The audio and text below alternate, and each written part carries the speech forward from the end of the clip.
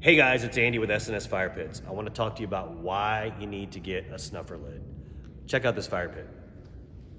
The reason the bottom is gone in this fire pit is because when you let your ash live in there and it gets wet, it turns into lye. Lye is a corrosive chemical that will eat through thin metal in less than a year.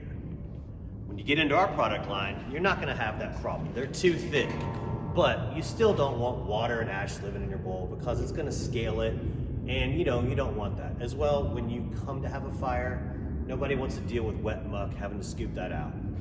We make the snuffer lid to solve that. At the end of the night, get your lid, put out your fire. No oxygen, no fire.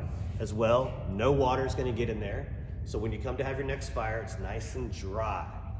Listen, check out our products online, ssfirepits.com. If you have any questions, give me a call. I'll always answer my phone.